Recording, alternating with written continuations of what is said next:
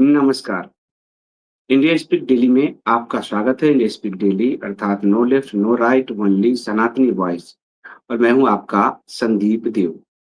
सावन का महीना चल रहा है, कांवड़ की यात्रा भी हो रही है और सावन में कई बार आप बीमार भी होते हैं।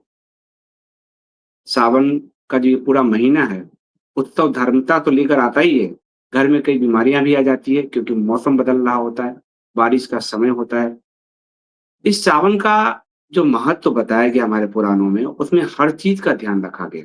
इसलिए अगर आप देखेंगे, इस 4 महीने कम से कम काम करने पर जोर दिया जाता है। चतुर्मास करते हैं हमारे शंकराचार्य, आज भी चतुर्मास करते हैं। जैसे ज्योतिषपीठ के शंकराचार्य इस बार चतुर्मास कर रहे हैं मुंबई में, पिछली बार उन्होंने दिल्ली में। तो कहा जाता है इन 4 महीने आप लोग कहीं ना जाएँ, कहीं ना चलें, जितना कम से कम काम हो, उतना काम कम करें। और युद्ध आदि का जो समय होता था, उस समय इन 4 महीनों में युद्ध नहीं किया जाता था। रामचंद्र जी, आपको ध्यान होगा कि जब सुग्रीव के साथ मित्रता होती है और जब बाली को मारकर भगवान राम सुग्रीव को का राज्याभिषेक कराते हैं, तो सुग्रीव को कहते हैं कि आप 4 महीने पूरे राज व्यवस्था को सँभालो, चतुर्मास है, नदी-नालों में जल का उफान है, इस समय यात्रा ठीक नहीं होगा। 4 महीने बीतने के बाद हम लंका पर चढ़ाई करेंगे। युद्ध में भी अगर आप देखेंगे 71 का जो हमारा युद्ध हुआ था, उसमें भी इंदिरा गांधी पहले युद्ध चाहती थी, पर उस टाइम मैनेक्शा ने कहा नहीं, जाड़े में हम करेंगे, आगे जाएँगे। तो ये 4 महीने हर तरीके से इस 4 महीने में भगवान विष्णु सो जाते हैं, उनकी योग माया जो है क्योंकि पूरे ब्रह्मांड को वही चलाते हैं। लेकिन वो 4 महीने शिव जी के पास पूरा उनका पावर ट्रांसफर हो जाता है और फिर भगवान जो है आपको देवउठनी एकादशी को फिर विष्णु जी उठेंगे और पूरे ब्रह्मांड का जो है कार्यभार सँभालेंगे, फिर शिव जी अपने काम में लगेंगे। तो ये सब जो कहा गया हमारे पुराणों में, वो जो कहा गया वो आज भी उतना ही सत्य है, क्योंकि इन 4 महीनों में आप बड़े काम नहीं कर सकते और बरसात का दिन होता है। तो इसका जो आध्यात्मिक महत्व है सावन का, इसका जो शारीरिक महत्व है, भौतिक महत्व है, इस सब पर आज हम बात करेंगे प्रोफ़ेसर विवेकानंद तिवारी जी से और वो अध्यात्म के कितने बड़े मर्मज्ञ हैं, ज्ञाता हैं, ये आप उनको लगातार सुनकर देख रहे हैं, जान रहे हैं। मनुस्मृति पर उनकी पूरी एक श्रृंखला इंडिया स्पीक्स पर है। गंगा दिवस पर, माता गंगा पर तो उनकी कई असंख्य पुस्तकें हैं। तो सावन पर भी उन्होंने काफ़ी अध्ययन जो है हमारे पुराणों से अर्जित किया है और उनके सावन पर कई लेख अखबारों में छपे हैं। एक लेख आप भी देख सकते हैं। तो आज उनके साथ हम बात करेंगे और समझने का प्रयास करेंगे कि सावन का जो महत्व है वो क्या है? हमारे भौतिक जीवन में क्या है और हमारे आध्यात्मिक जीवन में क्या है? तो आप सब मेरे साथ बने रहिए, वीडियो लाइक कीजिए, जो है चैनल को सब्सक्राइब कराइए, बेल आइकन दबाइए, ऑल का बटन दबाइएगा और आप इसको तब तक शेयर कीजिए। हम लौटते हैं प्रोमो के बाद और फिर सीधे चलेंगे प्रोफेसर विवेकानंद तिवारी जी के पास।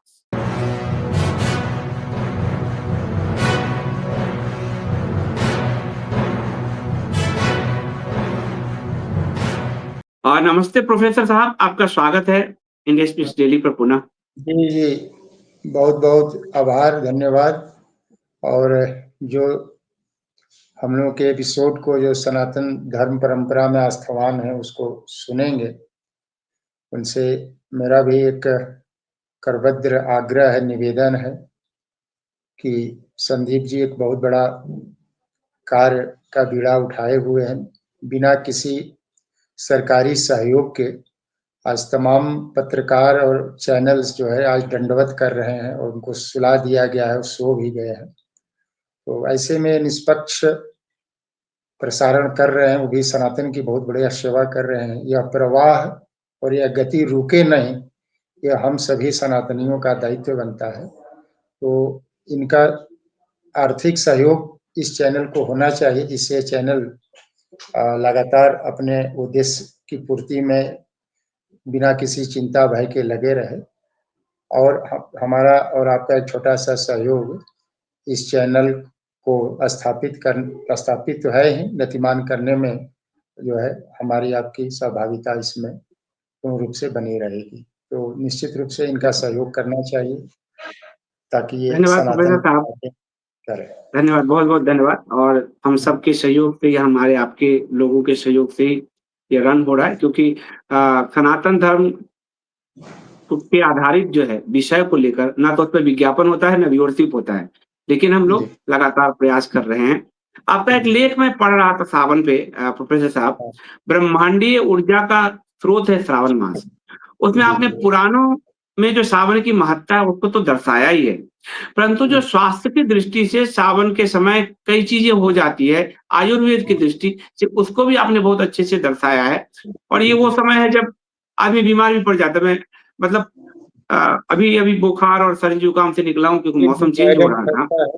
हाँ, हाँ, तो मैं जन्य चाहता हूँ रोग कि एक बार फलता है। आज सावन मास का जो पहला आध्यात्मिक महत्व है, उसको स्पष्ट आज करें, हम फिर हम लोग लोग हर भौतिक महत्व की सावन तरफ के बढ़ेंगे। हर महत्व पर छोटी-छोटी चर्चा परिचर्चा करेंगे, जिससे हम लोगों को सुनने वाले लाभान्वित होंगे और कोई भी पहलू छूटेगा नहीं सावन से, चाहे उसका आध्यात्मिक हो, वैज्ञानिक हो, औषधीय हो, है ना? और या काँवड़ की परंपरा हो, ये तमाम चीज़ों का चर्चा परिचर्चा हम लोग करेंगे। सावन हिंदू धर्म के सांस्कृतिक ताने-बाने में गहराई से समाया हुआ है और ये पूरे भारतीय उपमहाद्वीप में बड़े उत्साह और भक्ति के साथ मनाया जाता है। श्रावण मास वह दिव्य कालखंड है, जब संपूर्ण सृष्टि शिवमय हो जाती है। वर्षा की बूंदें मानो गंगा जल के रूप में स्रावित होकर शिवलिंग पर जो है विराजमान होने के लिए आतुर होती है और चारों दिशाओं में ओम नमः शिवाय की गूंज से वातावरण गुंजयमान हो जाता है। महादेव एक ऊर्जा है, जिसका न कोई आदि है न अंत है।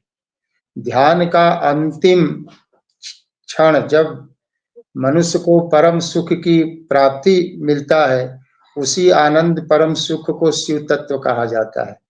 ऐसा कोई स्थान नहीं है जहाँ शिव न हो।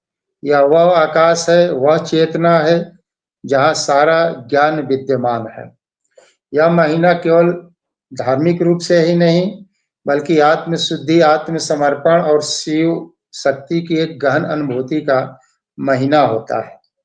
जैसा कि आपने प्रारंभ में ही कहा कि इस 4 माह जो है नारायण जो है वो पाताल लोक में चले जाते हैं और संपूर्ण सृष्टि का कार्यभार का दायित्व भगवान शंकर पर आता है और इस 4 माह को जिसे चतुर्मास भी बोलते हैं, इसके आगे हम लोग थोड़ी सावन मास से लेकर 4 मतलब 11 जुलाई से लेकर 9 अगस्त तक सारे हिंदू धर्म परंपरा सनातन धर्म में सारे शुभ कार्य वर्जित माना जाता है। इस 4 माह में कोई भी शुभ कार्य यथा शादी, विवाह, तिलक, मुंडन, यज्ञोपवीत संस्कार, गृह प्रवेश आदि आदि जो है वर्जित माना जाता है। इस प्रकार से पूरे श्रावण मास में पूरा वातावरण जो है धार्मिक, आध्यात्मिक दृष्टिकोण से शिवमय हो जाता है और सावन माह का धार्मिक, वैज्ञानिक दृष्टि से भी विशेष महत्व है। इस माह हम भीतर अपने जो है एक दिव्य शक्ति का अनुभव भी करते हैं। वैज्ञानिक भी मानते हैं कि जहाँ शिवलिंग होता है, वहाँ ज्योतिर्लिंग जहाँ होता है, वहाँ रेडिएशन मिलता है।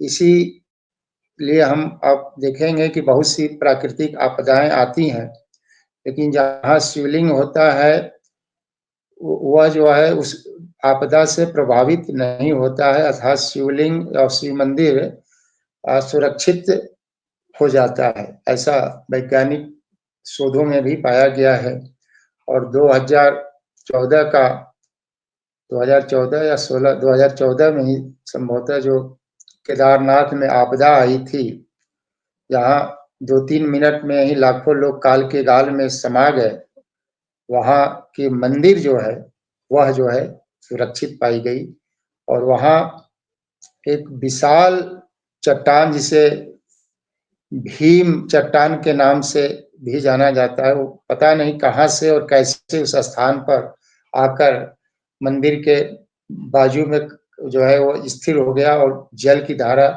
2 दिशा में बट गई। तो इस प्रकार से जहाँ शिवलिंग होते हैं, शिव मंदिर होते हैं, वहाँ रेडिएशन पाया जाता है, जिससे प्राकृतिक आपदा आदि का जो है वो विशेष क्षति नहीं हो पाती है। और इस माँ जो है दिव्य माँ माना जाता है। इस माँ में ही सभी ज्योतिर्लिंगों में, जहाँ-जहाँ ज्योतिर्लिंग है, भगवान शिव वास करते हैं। और इसी माह में माँ पार्वती जी ने वर के रूप में भगवान शंकर को प्राप्त करने के लिए कठिन साधना का शुभारंभ किया था। सावन महीने भगवान शिव से संबंधित जितने भी तप, यज्ञ, दान, साधना जो किया जाता है, उसका अन्य महीनों की अपेक्षा जो है करोड़ों जो है ज़्यादा फलदायी माना जाता है। ऐसे तो किसी भी माँ पूजा करने का फल मिलता है, लेकिन सावन मास में जो भी जप, तप, यज्ञ, साधना किया जाता है, उसका अक्षय फल प्राप्त होता है। यह शास्त्रीय महत्व है। भगवान शिव ही एकमात्र ऐसे देव हैं जो देवताओं के, दानवों के, गंधर्व के, किन्नरों के सभी के पूज्य हैं। इनकी देव भी आराधना करते हैं, दानव भी आराधना करते हैं। जो है रावण के पूजा और आराधना से प्रसन्न होकर जो है अपने तो खाली स्थान दिगंबर हैं, लेकिन उसको सोने की जो है वो महल दे दी। और भगवान शिव की आराधना बड़े सामान्य है। आप हर हर जय जय शिव भी कह दें, उसमें में वो प्रसन्न हो जाते हैं। उनका एक नाम आशुतोष भी है, जो शीघ्र ही जो है वो प्रसन्न हो जाते हैं। भोले नाथ भी कहा गया, भोले बाबा भी कहा गया। उनका सब कुछ जानते हुए भी उनका स्वभाव भोला है, और यहाँ तक कि अपने को भी वो देने में जो है परहेज नहीं करते, सब कुछ जानते हो भी। और उनके भक्त देवता भी हैं, दानव भी हैं। प्रहलाद के पूर्व विरोचन हुए, विरोचन के पुत्र बलि हुए, और बलि के पुत्र जो है बाणासुर हुआ, जो कि महान शिव भक्त था। जैसे रावण महान शिव भक्त था, उस तरह से वो भी महान शिव भक्त था। यह भगवान शंकर जो हैं सभी के आराध्य हैं, चाहे वो वंचित हो, शोषित हो, जो भी हो, सभी के वो आराध्य हैं। और संपूर्ण भारतवर्ष में अगर सबसे ज्यादा किसी की पूजा होती है, किसी की ज्यादा मंदिर है, वो भगवान शिव की ही है। हर जगह आप गांव में भी देखेंगे कि जो है सामान्य स्तर पर भी शिवलिंग की प्राप्ति होती है। और सिंधु घाटी सभ्यता की खुदाई में भी बहुत से लिंग प्राप्त हुआ है, जिससे यह साहित्यिक स्रोत के साथ साथ इसका पुरातात्विक स्रोत भी है। भौगोलिक भौगोलिक महत्व भी इसका बहुत ज्यादा है। और याज्ञवल्क्य स्मृति में भी कहा गया है कि भगवान शिव की आराधना के बाद ही राम की आराधना की जाती है। भगवान राम जो है युद्ध करने से पहले, राम रावण युद्ध करने से पहले जो है, और जो शिवलिंग की स्थापना रामेश्वर में उन्होंने किया, उनकी पूजा की, पूजा से भगवान प्रकट हुए। प्रकट होने के बाद उन्हें विजयी होने का जो है आशीर्वाद भी उन्हें दिया। और भगवान राम ने उनसे आग्रह किया कि आप जो है भक्तों के कल्याण के लिए, उनकी मनोकामना पूर्ण करने के लिए आप इस शिवलिंग में विराजमान सदैव रहें। तो भगवान शंकर ने भगवान राम की बातों को जो है वो मान ली। इस प्रकार से हर शिवलिंग जो है न्यूक्लियर रिएक्टर होता है, और सभी ज्योतिर्लिंगों के स्थानों पर सबसे ज्यादा रेडिएशन पाया जाता है। अब हम जो, जैसा कि आपने चर्चा किया, जो है प्रकृति हर मौसम में क्या खाना चाहिए, और मनुष्य को जो खाना चाहिए वो प्रकृति हर ऋतु में वो प्रदान भी करती है। इसीलिए अपने को स्वस्थ रखना है तो जो जिस ऋतु में जो फल सब्जी मिलते हैं उसी फल और सब्जी का प्रयोग करना चाहिए। और ऋतुजन्य फल और सब्जी बहुत सस्ता भी होता है और शरीर के लिए भी फायदेमंद होता है। और आयुर्वेद भी जो है हर ऋतु में क्या खाना चाहिए, क्या नहीं खाना चाहिए, उसका विधान करता है। और संपूर्ण विश्व में अगर चिकित्सीय दृष्टि से किसी का दर्शन प्रांजल है तो वो आयुर्वेद है। आयुर्वेद का जो दर्शन है वो रोग को समन पूरा जड़ से समाप्त करने का आयुर्वेद में विधान है। बाकी किसी भी पैथी में रोग का समन करने का विधान नहीं है। तो आयुर्वेद भी जो है हर ऋतु में खाद्य अखाद्य का वर्णन किया है। और जैसा कि आपने प्रारंभ में कहा, जो है ये सावन के मास में सूर्य की रोशनी कम मिलती है, वर्षा ज्यादा होती है, तो व्यक्ति में जो है वात और पित्त बढ़ने की संभावना ज्यादा रहती है। तो वात, पित्त और कफ का संतुलन से व्यक्ति स्वस्थ रहता है। और वात इस महीने में वात, पित्त और कफ असंतुलित हो जाता है। तो उसके लिए आयुर्वेद में विधान है कि क्या खाना चाहिए, क्या नहीं खाना चाहिए। जो बारिश से पत्तेदार जो साग है, पत्तेदार सब्जियां हैं, उसमें कीटाणु बैक्टीरिया हो जाती है, जिसके खाने से व्यक्ति को जो है कई प्रकार की बीमारियां फैल जाती है। तो इस प्रकार से वो सब चीजों से सावधान रहना चाहिए। कमजोर पाचन शक्ति रहती है, इसलिए मसालेदार भोजन नहीं करना चाहिए, मांस का भक्षण नहीं करना चाहिए, दही का प्रयोग नहीं करना चाहिए, जंक फूड का प्रयोग नहीं करना चाहिए। दही नहीं खाना और चाहिए, दही? हाँ, दही नहीं खाना चाहिए। अच्छा। हाँ, दही का प्रयोग नहीं करना चाहिए। और त्रिदोष को नियंत्रित करने के लिए जो है भोजन का जो विधान भी उसमें किया गया है कि क्या खाना चाहिए, क्या नहीं खाना चाहिए। सावन में हल्का और सुपाच्य भोजन खाना चाहिए, है ना। मूंग की दाल, खिचड़ी, फल, दूध, सूखे मेवे आदि का प्रयोग इस महीने में ज्यादा लाभदायक होता है। सब्जी में आप लौकी, तिरोई आदि का प्रयोग कर सकते हैं। नारियल का पानी, अपने जल में तुलसी जल डालकर पीना, यह जो है आपको ज्यादा फायदेमंद करेगा। साग का सेवन बिल्कुल नहीं करना चाहिए, है ना। और जंक फूड, बैगन का भी प्रयोग नहीं करना चाहिए। नहाते समय अगर आप थोड़ा तेल मालिश कर लें या सुबह में उठने के बाद थोड़ा गर्म पानी पी पीकर तब शौच आदि के लिए जाए, तो यह जो है इस महीने में आपके स्वस्थ रहने में जो है सहयोगी की भूमिका निभाएगी। और इस महीने में आप देखिए कि हजारों वर्ष पूर्व में ये सब विधान हमारे आयुर्वेद में दिया गया है। इसको आज के विज्ञान भी जो है इसको जो है सही मान रहा है कि इस तरह से करने से।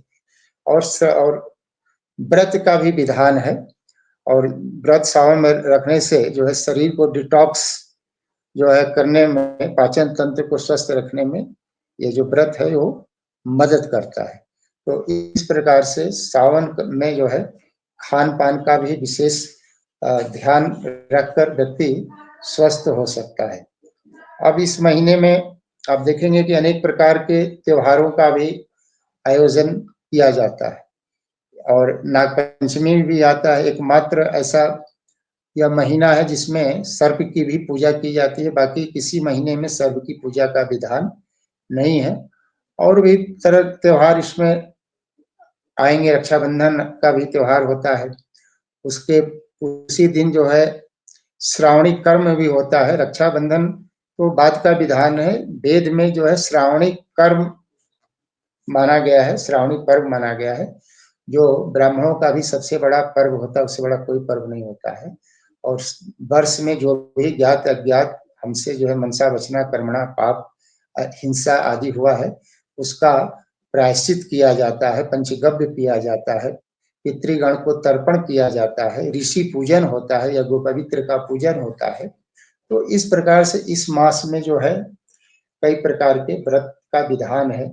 सोमवार का व्रत जो है बड़ा इसमें फलदायी माना गया है, धार्मिक दृष्टि से भी, ज्योतिषीय दृष्टि से भी।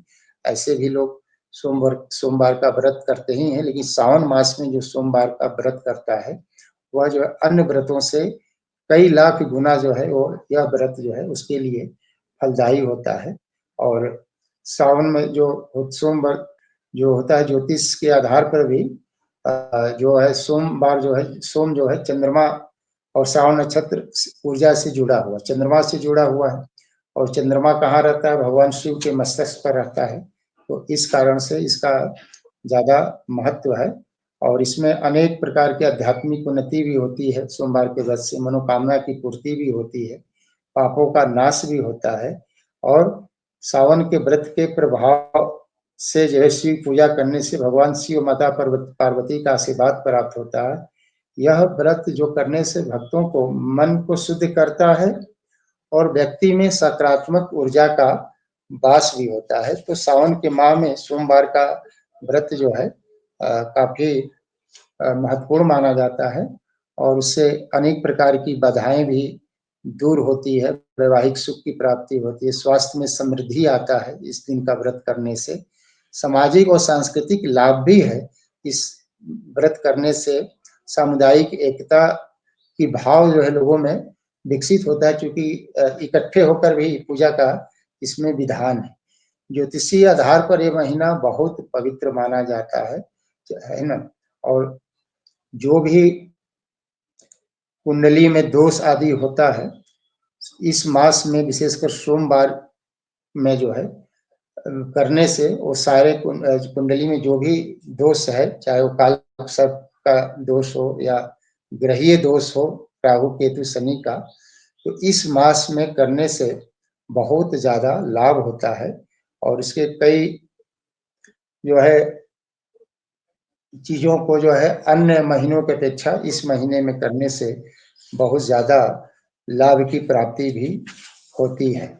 जो ज्योतिषीय रीति से सावन को नए उद्यम और आध्यात्मिक साधना शुरू करने के लिए एक शुभ अवसर भी माना जाता है। इस महीने में कोई भी अगर आप नया उद्यम आध्यात्मिक साधना करते हैं तो उसका कई गुना आपको फल की प्राप्ति होती है। ऐसा माना जाता है कि इस महीने में ब्रह्मांडीय ऊर्जा जो है व्यक्ति के विकास, आत्म अनुशासन और आत्म निरीक्षण के लिए अनुकूल माना जाता है। सोमवार का स्वामी चंद्रमा है और चंद्रमा भगवान शिव से गहरा संबंध है। शिव पुराण के अनुसार भगवान शिव ने चंद्रमा को अपने मस्तक पर धारण किया, जिससे वे चंद्रशेखर कहलाए। भगवान शिव का एक नाम चंद्रशेखर भी है। सावन में चंद्रमा की ऊर्जा विशेष रूप से प्रभावशाली होती है और जो मन भावनाओं को संतुलित करती है। इस दौरान उपवास पूजा से नकारात्मक प्रभावों को कम किया जा सकता है। इस दौरान पृथ्वी ऊर्जा और वातावरण में नमी बढ़ती है, जिससे आध्यात्मिक दृष्टि से शुद्धिकरण का समय भी माना जाता है। खगोलीय दृष्टि से इस समय सूर्य कर्क राशि में होता है, जो जल तत्व से संबंधित है। यह जल तत्व भगवान शिव से जुड़ा है, क्योंकि नीलकंठ के रूप में विषपान और जल के प्रतीक हैं भगवान शिव। तो इस प्रकार से आध्यात्मिक ज्योतिषीय जो है चीजों को किया गया। इस माह में रुद्राभिषेक का विधान है। रुद्राभिषेक से हमारी कुंडली के महापाप जलकर भस्म हो जाते हैं और हमें शिव तत्व का उदय होता है। भगवान शिव का शुभ आशीर्वाद प्राप्त होता है। सभी मनोरथ पूर्ण होते हैं। एकमात्र सदाशिव रुद्र के पूजन से सभी देवताओं का पूजन स्वतः हो जाता है। तो आप देखेंगे कि सावन माह में रुद्राभिषेक का विशेष प्रचलन है और ज्योतिर्लिंग में करने से ज्यादा पुण्यदायी होता है। और जो ज्योतिर्लिंग जिनके पास नहीं है वो शिव मंदिरों में करते हैं और बहुत से लोग अपने घर भी रुद्राभिषेक का आयोजन करते हैं और इस रुद्राभिषेक से उन्हें मनोवांछित फल मिलता है। और बाकी दिनों में रुद्राभिषेक करने के लिए मुहूर्त निकाला जाता है ज्योतिषीय आधार पर, लेकिन सावन मास में आप कभी भी किसी भी समय आप रुद्राभिषेक करा सकते हैं। यह मुहूर्त से ऊपर सावन मास में रुद्राभिषेक करने का विधान है, मुहूर्त से ऊपर का चीज है। अभी आप जैसे प्रारंभ में का कांवड़ यात्रा, अब इसमें कांवड़ यात्रा का जो प्रचलन है इसी माह में जो है आप देखेंगे कि जो ये कांवड़ यात्रा भगवान शिव को समर्पित है, और जो समुद्र मंथन हुआ था इसी माह में हुआ था, और जो उसमें से कई रत्नों में से एक विष भी निकला था। तो प्रकृति की रक्षा के लिए, समाज की रक्षा के लिए, मानवता की रक्षा के लिए उसको भगवान शिव ने जो है ग्रहण किया और अपने कंठ में ही रोक दिया। तो जिस कारण से उनका नाम, एक नाम जो है नीलकंठ भी है, और ऋषिकेश से आगे वह स्थान भी है, वो मंदिर भी है जहाँ लोग बताते हैं कि भगवान शिव जो है यहीं पर विष पीने के बाद यहीं जो है वो विराजमान रहे, और आज भी लोग नीलकंठ मंदिर के दर्शन के लिए जाते हैं। मैं भी वहां गया। तो एक कांवड़ यात्रा जो है, अब वैज्ञानिक दृष्टिकोण से आप देखेंगे तो जब उन्होंने धारण किया कंठ में अपने, तो उनके शरीर का तापमान एकाएक बहुत ज्यादा बढ़ गया। उस तापमान को कम करने के लिए देवताओं ने जो है उनके ऊपर जलाभिषेक करने का कार्य किया।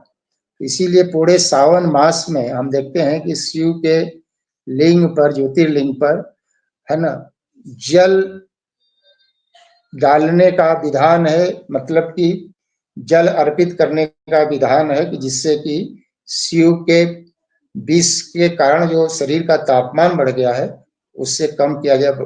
कहा जाता है कि रावण ने भी जो है इसको जो है उस अवधि में जो है भगवान शिव को जलाभिषेक किया था। तो इस माह में इसका एक वैज्ञानिक पहलू भी है कि शरीर के तापमान को कम करने के लिए जलाभिषेक का विधान है। न केवल इसका धार्मिक दृष्टि से महत्व है, बल्कि इसके वैज्ञानिक पहलू भी यही है। किसी भी व्यक्ति का तापमान को कम करने के लिए शीतलता का प्रावधान किया जाता है। तो इस प्रकार से हम देखते हैं। पहले कांवड़ यात्री के रूप में कई कई चर्चाएं हैं। तो यहाँ जो है श्रवण कुमार को पहला आप जो है कांवड़िया मान सकते हैं, जो अपने माता पिता को, कथा प्रसिद्ध है, सभी लोग जानते हैं, तीर्थ यात्रा, गंगा स्नान आदि कराने के लिए जो है वो स्वयं कांवर लेकर जो है दोनों तरफ कर कर हो जाते हैं। कांवर के भी कई प्रकार होते हैं। एक सामान्य कांवड़ होता है, जैसे आदमी पैदल जाते रहता है। अभी जैसे आप बनारस में देखेंगे तो पूरा शिवमय हो जाता है। हरिद्वार में गंगा जल लेकर लोग जाता है। बीच बीच में उनके सुख सुविधा का स्वयंसेवी संगठन, अब तो सरकार भी ध्यान दे रही है, बीच बीच में उनके भोजन की, दवा की, चिकित्सा की यह व्यवस्था होती है। सामान्य कांवड़।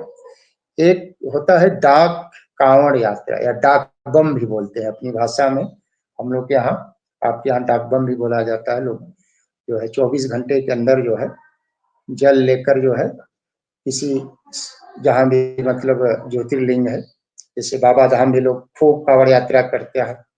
तो वो दौड़ते हुए जो है वो जाकर जो है वो डाक बम के द्वारा या डाक कांवड़ यात्रा के द्वारा वो जाकर जो है 24 घंटे के अंदर उन्हें किसी न किसी शिवलिंग पर जो है जलाभिषेक किया जाता है। और डाक बम की यात्रा जो है निष्पादित हो, इसलिए पुलिस प्रशासन भी व्यवस्था करती है, भीड़ से उनको हटाकर जगह देती है कि पहले वो जाकर करें। एक तो व्यक्तिगत होता है, एक डाक बम समूह में भी होता है। जैसे समूह में लोग जाते हैं, एक आदमी दौड़ रहा है, वो थक गया तो फिर दूसरा वहां से उठाया उसी कांवर को, फिर वो दौड़ते हुए आगे बढ़ा। तो ये प्रकार से ये डाक बम है। एक होता है झांकी कांवर।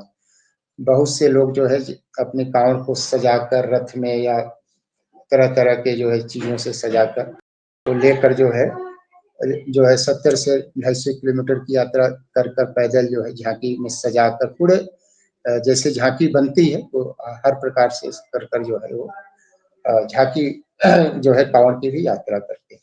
तो इस प्रकार से यह कांवड़ का ये प्रकार। एक दंडवत कांवड़ यात्रा होता है। दंडवत माने हमारे यहाँ प्रणाम करने के एक विधान भी दंडवत किया जाता है। तो वो एक दंडवत कर कर भी जो है 3 से 5 किलोमीटर की यात्रा लोग दंडवत कर कर जो है वो कांवड़ यात्रा करते हैं। एक जगह पूरे से जो है सशरीर लेट गए, फिर वहां से जहाँ हाथ जाता है फिर वहाँ से लेटेंगे, ऐसे लेट लेट कर जो है वो जो है यात्रा करते हैं। इसको दंडोत कांवड़ यात्रा भी कहते हैं। खड़ी कांवड़ यात्रा होता है जो कठिन माना जाता है, और यह जो है जलाभिषेक तक जो है कांवड़ को अपने दोनों कंधे पर लेकर कहीं बीच में उसको उतारेंगे नहीं, वो बिल्कुल चढ़ा, मतलब जो एक बार उन्होंने धारण किया वह जो है मंदिर तक जाने के बाद ही उसको कहीं वो रख सकते हैं। तो ये जो है ये जो है खड़ी कांवड़ यात्रा का ये विधान है, ये कांवड़ का ये विधान है। अब जैसे आपने चतुर्मास आपने कहा, भगवान शिव सृष्टि के कार्यभार को संभालते हैं और भगवान विष्णु जो है योग निद्रा में जो है 4 माह रहते हैं। तो प्राचीन काल से ही एक अपनी परंपरा रही कि जो चतुर्मास में जो 4 माह है उसमें जो है वर्षा के कारण कीट पतंग जीवाणु वो जो है धरती पर आ जाते हैं। तो यात्रा करने के क्रम में पहले पद यात्रा पैदल ही साधु सन्यासी करते थे। मार्ग जो है सुगम नहीं थे, मार्ग बहुत कठिन होते थे। तो 4 माह एक कहीं स्थान विशेष पर जो है वो जो है एकत्रित होकर और अन्य भी साधु होकर जप तप ध्यान स्वाध्याय का कार्य करते थे। और 4 महीना जो है धार्मिक ग्रंथ वेद पुराण उपनिषद का पाठ भी होता था। और जो नए ब्रह्मचारी थे या नए जो साधु थे उनको अध्यापन ब्रह्मसूत्र आदि का अध्यापन और अध्ययन करने का चतुर्मास में विधान भी है। और जो है चतुर्मास का एक आध्यात्मिक महत्व भी है, इसमें आध्यात्मिक विकास भी होता है, ईश्वर से जुड़ने का ये अवसर होता है। साथ साथ प्रकृति के साथ जो है तालमेल जो है चतुर्मास के समय मेल खाता है। प्रकृति से तालमेल बिठाने और पर्यावरण के प्रति जागरूकता बढ़ाने का भी यह एक अवसर है। तो चतुर्मास जो है भारतीय संस्कृति सनातन धर्म में विशेषकर जो परिव्राजक हैं जो सन्यासी हैं उनके लिए बहुत ही महत्वपूर्ण जो है यह जो है चतुर्मास जो है उनके लिए बहुत महत्वपूर्ण जो है एक पर्व भी कह लीजिए। इसमें आत्मिक शुद्धि कठिन साधना स्वाध्याय का यह समय होता है, चिंतन का समय होता है। और इस 4 माह की अवधि में जो है व्यक्ति जो है एक स्थान सन्यासी जो है एक स्थान पर रहकर अपने आत्म शुद्धि और आत्म साक्षात्कार का कार्य करते हैं। यह जो है कांवड़ ये शिव माह का जो है आध्यात्मिक धार्मिक औषधीय महत्व पर हमने विश्लेषण किया। परंतु सावन माह का महत्व जो है आपने जो हमें बताया है और लोगों को आपने एक तरह से स्वास्थ्य जीवन शैली के लिए भी कहा है, आयुर्वेद की तरफ जाना चाहिए। तो अ, आखिरी सवाल है इसमें कि सावन माह का इस पूरे माह जो है अगर लोगों को क्या करना चाहिए? अगर 2-4 पॉइंट में हम अगर समझें कि लोगों को क्या करना चाहिए जो सनातनियों को? जो ज़्यादा जिनको सुविधाएं हैं मंदिर है उनको प्रत्येक दिन जो है जलाभिषेक करना चाहिए। गंगा जल से करें तो और ज़्यादा लाभदायक है। और देसी गाय का दूध अधिक प्राप्त हो तो उससे करें तो और ज़्यादा लाभदायक। अगर देसी गाय का दूध उपलब्ध नहीं है तो अन्य दूध से बिल्कुल ना करें, गंगा जल से करें। जहाँ गंगा जल नहीं उपलब्ध है वो जल लेकर ही उसमें जो है माँ गंगे का आराधना करें कि इस जल में आपका अवतरण हो।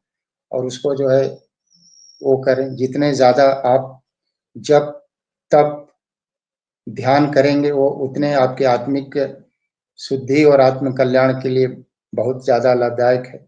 इसमें सबसे ज़्यादा जो मंत्र विद्वानों ने बताया है वो पंचाक्षर मंत्र ओम नमः शिवाय का जितना जाप मानसिक जाप भी कर सकते हैं, है ना। और सोमवार का व्रत रखने का विधान कर लीजिए। जो भी सावन में सोमवार आ रहे हैं उस दिन आप व्रत करिए। जो ज़्यादा संपन्नता है और सक्षम है वो इस मास में रुद्राभिषेक अवश्य कराएं। गाय कोई गौ ग्रास निकालें, गौ की पूजा भी इस मास में करना चाहिए। और विशेषकर जो भगवान शिव की आराधना जितना ज़्यादा से ज़्यादा आप कर सकें, मंत्र जाप जितना से जितना ज़्यादा कर सकें, नाम जाप जितना ज़्यादा से ज़्यादा कर सकें, वह जो है इस माह में बहुत ज़्यादा फलदायी होता है अन्य माहों के अपेक्षा। धन्यवाद प्रोफ़ेसर साहब, बहुत-बहुत धन्यवाद। सावन माह की महत्ता पर आपने पूरा प्रकाश डाला और मुझे लगता है कि जो सनातन धर्मी हैं, उनको बहुत कुछ आज जानने को मिलेगा। इस पूरे इंटरव्यू में जानने को मिला होगा और उम्मीद करते हैं कि सावन की महत्ता को समझते हुए आज की युवा पीढ़ी जो हमारा इसका आध्यात्मिक और भौतिक महत्व है, उसके बीच एक संतुलन साधने का काम करेगी। आपका बहुत-बहुत धन्यवाद प्रोफ़ेसर साहब। जी, इस जी, आपका भी धन्यवाद, महत्वपूर्ण नमस्कार। जानकारी तो ये थे हमारे साथ प्रोफ़ेसर तिवारी, जिन्होंने आपको सावन की महत्ता पर प्रकाश डाला, आपको ज्ञान दिया। आपको ये वीडियो कैसा लगा, ये अपने कमेंट बॉक्स में ज़रूर बताइएगा। बहुत-बहुत धन्यवाद।